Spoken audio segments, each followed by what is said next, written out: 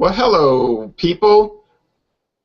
This is Ronald or Jay Terrio in Laplace, Louisiana, meeting up again with the girl next door, Maria Devon.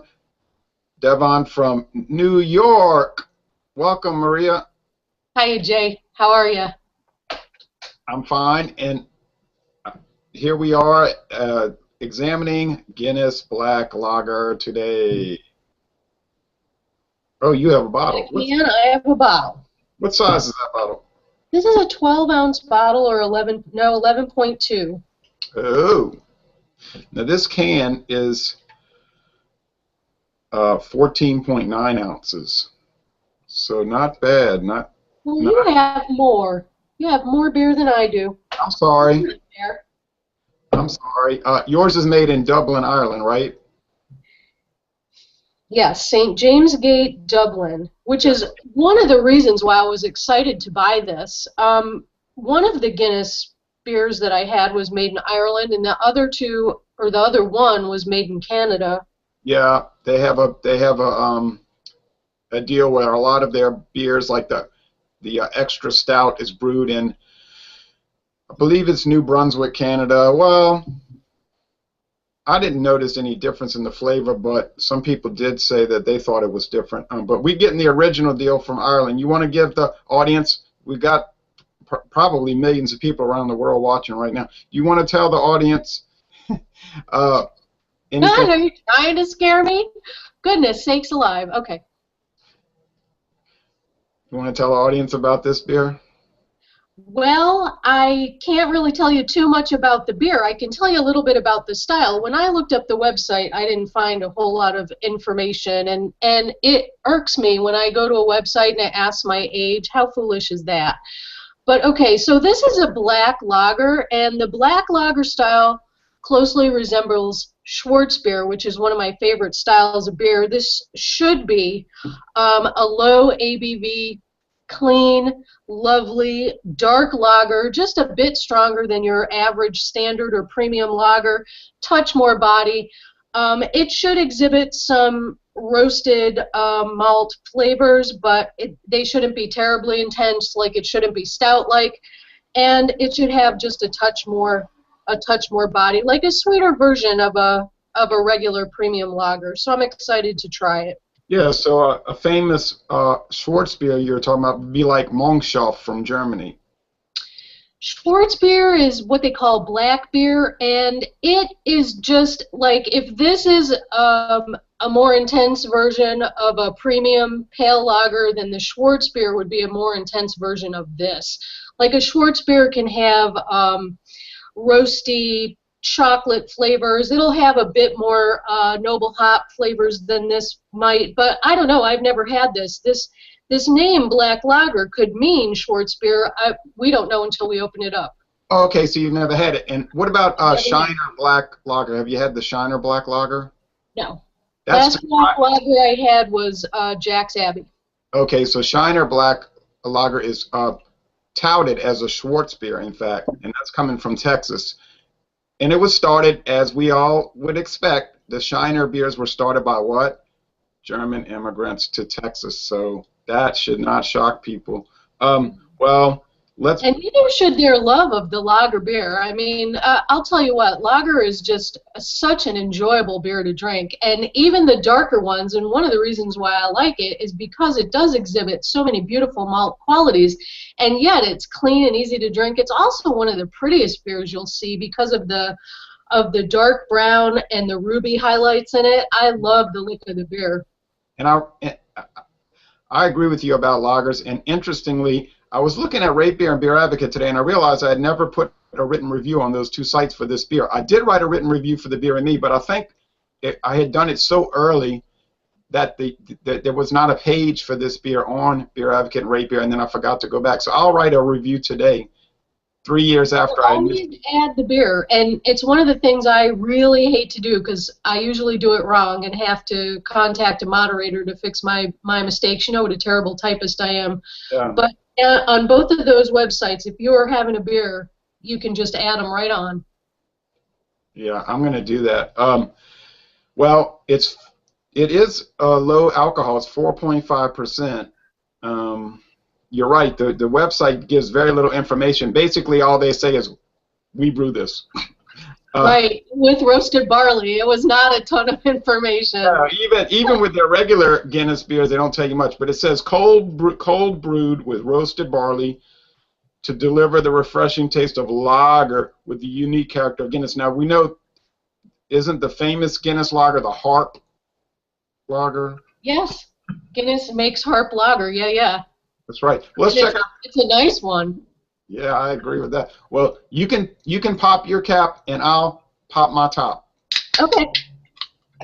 And while we're and look what my In daughter. fact, I'll show you the Harp logo on the top. Yeah, it's got the harp. And look what my daughter brought me from Cork, Ireland. Oh no, Isn't that nice? What a nice glass. She bought this at the Guinness Brewery in Dublin. She went on a tour there in July or June or July, and I said, "Ooh wee, a dimpled mug." So I'll pour it in. Oh, can I mention the deal I got on this Guinness beer? Of course. There was a mistake from Guinness. They made a mistake in their shipping. And I don't want to get into that whole story because I'm sure no one wants to hear it. But anyway, a local grocery store in my town wound up with 78 8-packs of these tall cans in a thing called the Discovery Pack. Irish beers. 2 Guinness Black Lagers, 2 Guinness Draft, 2 Smithwick's Irish Ales, and 2 Smithwick's Irish Pale Ale, a new beer. And they got it so cheap that the store has been selling them for $4.99 an 8-pack. Outrageous. What a deal. I know. It's like you're stealing it. It's like they're paying you to buy it. I know. I think I bought 6 packs already. Anyway, and the manager said they've been selling like mad. Well, I guess so. You're practically giving it away. Oh, well, look at this beautiful head. Can you imagine this head? Look how creamy and look how frothy it is. Not creamy, but frothy. It is. It's loose bubbles on a tan head of foam that looks like it's going to last. So already it's exhibiting qualities of a Schwarzbier. One of the differences between those two styles is the head retention. In the dark lager, the head is loose and falls fast. In the Schwarzbier, it's tan and persistent and falls off rocky. So we'll see how this one does. The color on this is a bit darker than it should be. You should be able to see into it and to see like a ruby or garnet hue. It should never be completely black, and this one is almost completely black. I've got light coming in from outside, and I'm picking up some ruby and garnet on the edges. Okay. I don't have any light that's coming into this beer at all. No edges, nothing on the bottom. It's 100% opaque. Now I'm picking up some brown highlights for sure. I am not. It's just a subtle shade lighter than black, though, in the glass. As I'm holding it up to all kinds of different light. Now looking at it with the light behind me, yeah, it's black. I mean, it's black. Anyway. There's maybe right around this ring of the glass here, there's maybe a hint of the ruby I'm supposed to be seeing, and that's one of the ways that you're able. There it is. I caught a bit of it. I caught just a flicker of it. That is one of the ways to tell the clarity of one of these kinds of beers because it's so dark. So when you see that beautiful glow from the ruby or garnet hue, that tells you that the beer is lovely and clear. Yeah, you're really good on style. I know you've been studying a lot about style, so I would defer to you. Yes, sirree, Bob. You know I'm going to look at my styles. Let's get the aroma. You give us some aroma. I'm picking up a lot here that we let this beer warm a little bit. I'm getting a fairly low malt aroma. Not a whole lot of malt sweetness, just a tad. So that's leaning more toward the black lager rather than the Schwarzbier. I have maybe a faint bit of roast that's starting to emerge and just a light caramel. When I was taking my observation from the bottle, I thought I smelled cocoa, and I thought I smelled coffee, but in the glass, it hasn't developed fully yet. No, I'm getting, let me tell you what I'm getting. This is going to be hard to describe, but I'm going to try. I'm not getting a super strong aroma, okay? But I am getting aroma. I'm getting odors of sweetness, barley malt. I would say bread, a bread or a bread crust of a maybe a German. Like when I go to Oktoberfest or Volksfest at Deutsches Haus in New Orleans, they have what they call German bread or and one of those breads, and it's I'm picking up that crust, and I'm even picking up, and this is going to sound bizarre, but I think I'm picking up some sort of creaminess, like a non-dairy cream. I don't know. It's nothing bad, but it's hard to describe. I don't think that's bizarre at all. I think that a lot of the darker beers exhibit that creaminess. And it's coming from the malt. Obviously, this is not made with any. I am getting just there's an allowable measure of in the premium lager and the standard American black lager of the green apple scent, and I'm not getting a whole lot of that. I'm not getting, I've got basically here a nice clean black lager with no fruity scents and with no real strong roasty scents. I'd say the majority of the scent in this is grain-like, a natural inherent grain sweetness. It's not very Munich-like. It doesn't have that Munich malt sweetness or richness on it, so I'm pretty assured that it's going to drink very lightly and very cleanly. It smells great. There's no hop scents on the nose at all, and that's as it should be. Yeah, I'm picking up really good aromas. It really does smell, I don't know, Irish style, whatever. Yeah, I have a faint bit of roast that I think is just delightful. I mean, it's nothing that's like going to jump out at you like a stout. It's subtle, and that's one of the reasons why I like it and really appreciate it. I even think some of what I'm getting, and I was describing as that cream, it's almost like a yeast. When I'm really I mean, I've got such a wide brim glass, I'm able to put almost half my face down it. I'm getting some kind of yeastiness. It's starting to get more interesting as I smell it. And I've had this beer probably 10 times now, and every time I drink it, I start to discover new things. This is your first time. But anyway. This is my first time. I like to take my time when I have a brand new beer, because a lot of times with the black lagers, it tastes more as it opens up. Yeah. Now, I'm not getting much lacing on this glass. I don't know. I haven't. My head just finally fell. I poured the rest, and so I'd say that is excellent head retention. Yeah, this is it for me. But it looks, it's fine. You ready to start drinking this thing?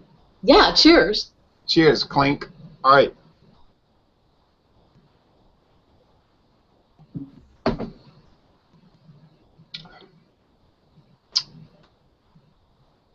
Well, that's kind of nice. That is smooth. That does have an iota of the green apple, which is allowable in the flavor, and it's not a bad thing. The roast is mellow, and there's not a whole lot of either coffee flavor or chocolate. It's not terribly intense, but I'll tell you what it is. It is a lovely mouthfeel. I mean, did you just get like a beautiful little richness that wasn't too rich, right? And then a nice little lager bite from carbonation. Yeah, and if you wouldn't have mentioned green apple, I'd have never thought of it. It's there. I'm sensitive to that.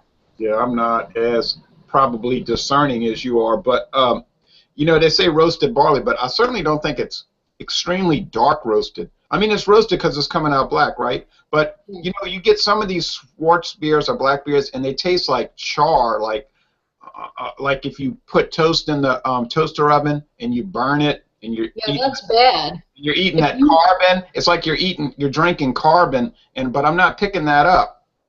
No, a Schwartz beer should never be burnt. You should not taste char or smoke in a good black lager and a good Schwartz beer. I mean, because I get it that a lot. That's a no-no.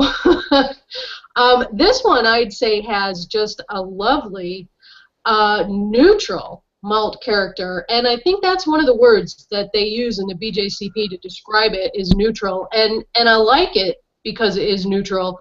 I mean, it has a flavor that's not gonna knock you down. It's not coffee, it's not chocolate, it's maybe a light little bit of coffee rather than intense, robust espresso.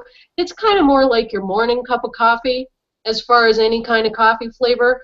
But basically, you've just got this subtle roasted malt that just rolls lovely over the palate because of this beautiful medium mouthfeel. Yeah, and you know when I first, yeah, I like the word you use. It's subtle. The whole thing is subtle. It's like if you're trying to rush through this like a bull in a china shop, you're going to miss a lot of things. When I first wrote the review, because I was checking before we got on air, and when I wrote the review back in 2011, I gave it like a C plus, B minus, more like a C plus, because I said it was sort of dull. But as I kept drinking it over the last few years, off and on, I started to say, well, I think I was missing out on some characters in it, and I really am looking forward to writing that written review now because I think I need to fix some things. It's okay. I'll tell you what, I seldom will change my original review, and the reason that I don't is because I think your first impressions are very valuable. Well, I'm not going to change it on that website that I wrote it on, but I'm going to write this Oh yeah. on Beer Advocate and Rate Beer because it'll be my first time on those sites. Okay, but I'm sorry to interrupt. That's okay. Now I'm starting to get a little tiny bit of caramel, and the other thing that I'm noticing about this beer is that it's balanced pretty well. And what I'm noticing is that as this beer is finishing, it's got a little bit of a lingering dryness, which is lovely, and that comes from hops. Like even if you don't notice any hops or hop flavors, they do impart dryness to the finish. They do impart a slight bitterness. Now they're not imparting a whole or even any bitterness to this, maybe just a bit, but they are giving a nice little dryness. And the finish is lovely and lingering, which I wasn't expecting. You're right. There is a hop bitterness, but it's almost you almost can't pick it up because it's so round. This is a round beer. It does finish. It all seems to come together, right? From the tip of the tongue to the back palate, it's just smooth. And like you said, round, because all the flavors meet up with one another. Nothing is out of place or trying to outdo the other. No, and you're right. It has a really dry finish. The Guinness, the Guinness Stout is a dry stout, so it's sort of kind of going along with that, but in a lager presentation. So it's really interesting. I think Guinness did a really good job with this, and I do too. Did you take the Facebook Taste Challenge or whatever they had going on with this beer? No, but I really like this. In fact, I like it better than the draft. Yeah, the thing about the draft, you and I, when we were doing that examination with the other people, we had the bottle draft version. Yeah. And the bottle draft is okay, but it just doesn't come across correctly without that nitro widget can. Now, I tell you, I've been drinking that Guinness draft from the nitro can that came in the Discovery pack, and it just is so much better when you pour it and that head builds and you have that nitrous creaminess. It's the way it's supposed to be. Drinking it out the bottle, I mean, it's fine, but it's just not the way it's supposed to be. It's like The Wizard of Oz if you watched it on a black and white television. It would be all right, but without the color, it wouldn't be correct. So true, and that's exactly, you hit the nail right on the head. This one has a creamy, luscious mouthfeel, which is what I thought was missing from the Guinness draft, and I love it. I think I'm even going to call it medium full because it's pretty close to full. I mean, it's just velvety is another word I would use. Yeah, I think it has some of that velvet body. I wish we would have all done the Guinness draft out of the draft can, but anyway, that's water under the bridge. I drank some of that yesterday, and I was like, wow, this is the way it's supposed to be. But back to this one here. If I was going to drink a lager, and that is very often the case with me, like saying if I was going to take a breath, but this would be one I'd reach for. I mean, it's light enough, and it's low enough alcohol that it really is sessionable, but it has enough flavor to be enjoyable. It's not like you're just drinking nothing. So I think it's the best of both worlds. The lightness the low alcohol, but yet it has character. So that's my general impression of it. I guess that's my summary of it. I think that's a good summary, and I'm just now picking up some roasted malt with its own inherent dryness. So this is evolving, this is unfolding. It has a malt that's a bit more complex than your average lager, a bit less complex than your average Schwartz beer, and it is drinking really pleasantly. This has the mouthfeel that I associate with Guinness beers, and that's the reason that I was lukewarm on the Guinness draft that I had, because I was like, this just doesn't feel like Guinness to me. It's too watery, it's too thin. This one is like a beer you can really like, and like you said, it's just plain pleasant. Yeah. Um, my only issue with it, and it's the same with all the Guinness beers, is the price point. Um, you Was know, it expensive? I thought this was pretty cheap. Now I got this in the singles, yeah, so I was happy with that. how much was that? It was $10 for the 6 pack of singles at Wegmans. So what's that, like $1.75? Yeah, and that's that you're paying for the convenience of sampling six different beers, so I don't mind that. But if you bought a six pack of what you have in your hand, I think it's running around $8.99 for a six pack of 11.2 ounce bottles. Uh, I can't say that I would ever really go and buy that, um, because I don't think it's worth it. Just like Yeah. Guinness Stout. Guinness Stout is good. I like it, but do I really want to pay $9.99 or $8.99 for a six pack? I don't know. If I was going to drink a Guinness Stout, I'd probably just go to the convenience store and buy one of those big, what is it, 24-ounce bottles for $3 and something, and just drink that every now and then as a treat, because I do like them. I am a fan. I am a supporter of the Guinness beers. I'll admit that. Okay, but there's a lot of other beers, lagers. Okay, we're talking about lager today, that I could buy for a lot cheaper, and if they were inferior to this, it would only be in a marginal sense, but I would be saving money, and money is a consideration for me, maybe not other people. It definitely is. I'll tell you what, and that's where craft beer can really set you back.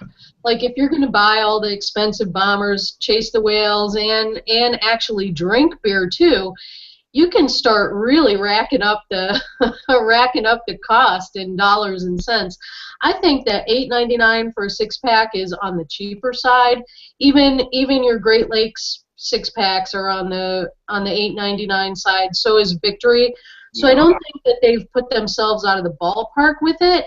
And I've noticed that a lot of the talk around the beer town, and I mean the websites, of course, is that in order to compete with the perceptions that people have concerning craft beer and quality at a higher price point, beers like macro beers are trying to price their beers a little bit more expensively to put them in that eye-catching category, like, oh, well, that one's $8.99, so that must be as good. Right, I agree with that. Now they could probably sell Guinness Black Lager for $6.99 a six pack, but then people would start perceiving it as a cheapo beer. Yeah, exactly. And then they would say, "Well, I ain't buying that. I'm buying this craft beer that's $8.99 a six pack." But then what they're buying may not actually be any better. So I can understand that. People are really funny about how they perceive things. Okay, now, um, but hey, Guinness messed up. They shipped those 78 eight packs to the wrong distributor. So I'm capitalizing on it. It's never going to happen again, I'm sure. So yeah, I went out and bought 6 8 packs, and more than likely I'll buy a few more, because it's not that often that I'm going to be able to get these beers for what, 62 cents a can. It's just not. Exactly. So why not jump on it now? But that's the only Yeah, store that's in America. outrageous. That is like the deal of the decade. Right, like they're saying, well, you can buy 99 beers for $99. Yep. I can buy 99 beers for $62, and they're 14.9-ounce cans, not 12-ounce cans. So you figure out what's the better deal. But the final analysis for me, and then I'll let you have the floor, is that